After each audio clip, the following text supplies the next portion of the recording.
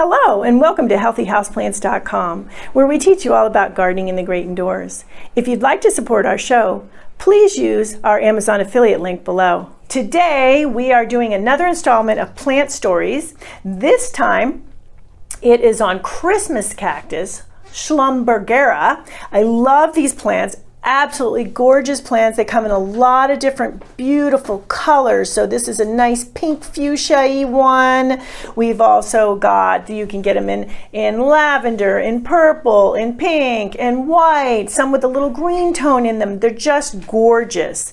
And I'm going to tell you about some of their history today, where they came from, how we got so lucky as to be able to grow these in our indoor gardens. I also have another video on how to grow them in your indoor garden and how to get them to bud up for you the following year and the following year and the following year. My grandmother has a gorgeous one, had a gorgeous one, and then it was passed on to my cousin when my grandmother passed away. So it's just a really nice plant in so many ways, very long lived.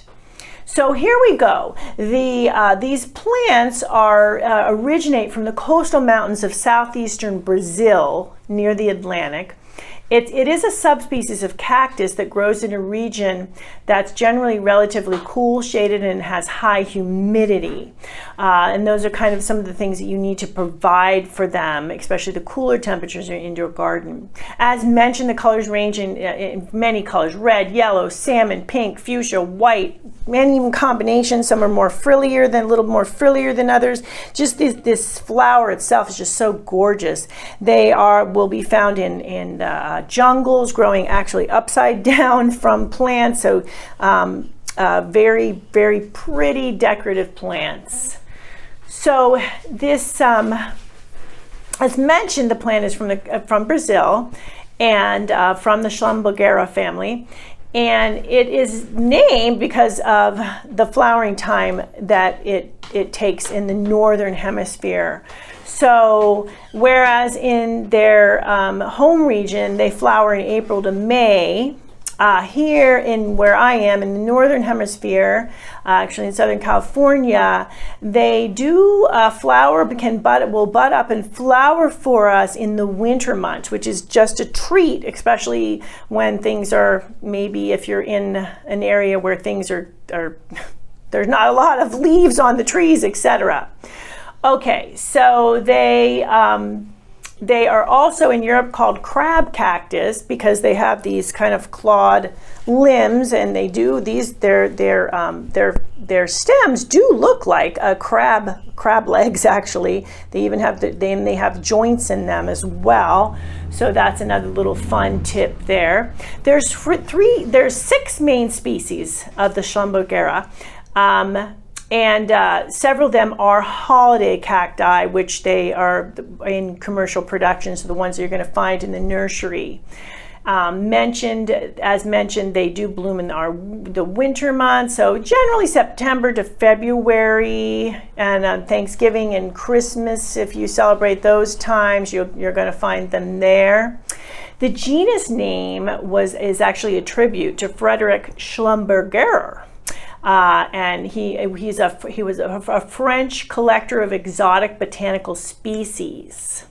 So we get that name, the botanical name, from his last name, which is a very common practice for people that will discover a plant and hybridize it and get it out there. Then they get to have their last name named after that species sometimes. So it's very fun. So if you've ever wondered, like, where in the heck did we get Schlumbergera, then you know it was from good old Frederick.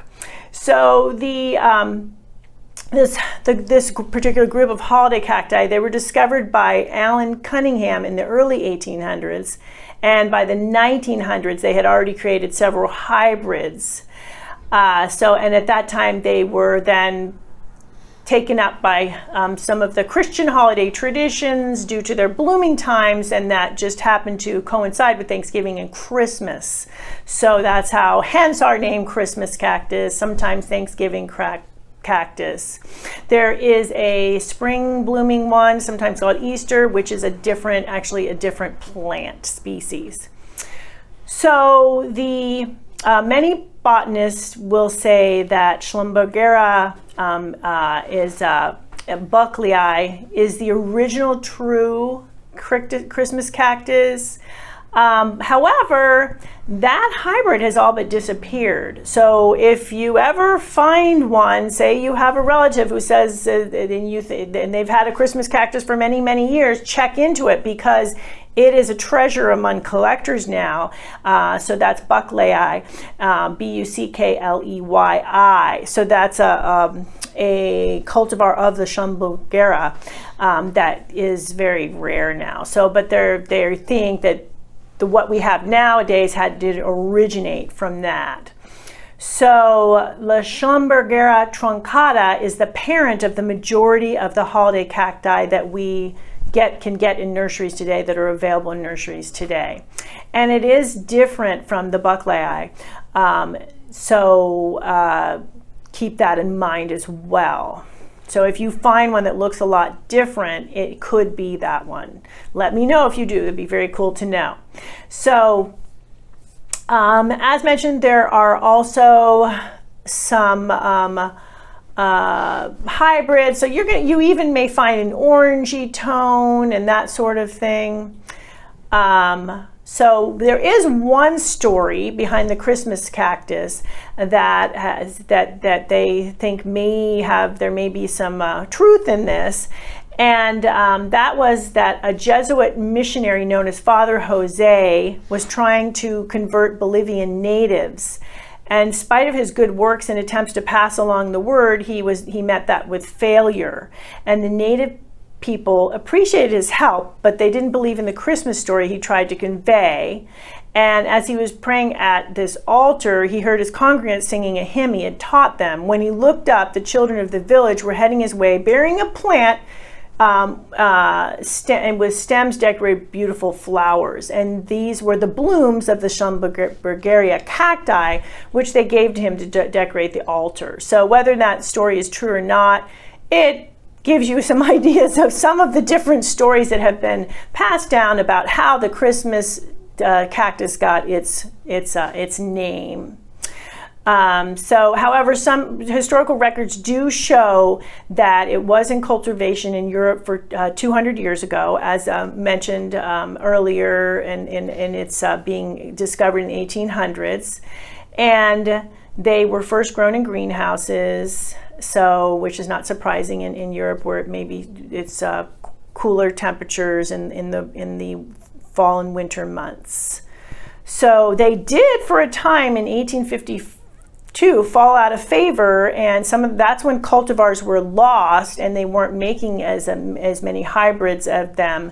But then starting in the 1950s, breeders discovered them again, as happens with a lot of houseplants, and they started breeding them like crazy, and they continue to do that today. So they began in the 1950s breeding them in North America and Europe and Australia and New Zealand. So that's where you get all these beautiful cultivars that you can now find today to decorate your indoor garden throughout the year. So even when they're not blooming, they still are an interesting looking cacti type of plant for your indoor garden, with a lot of good structure to them.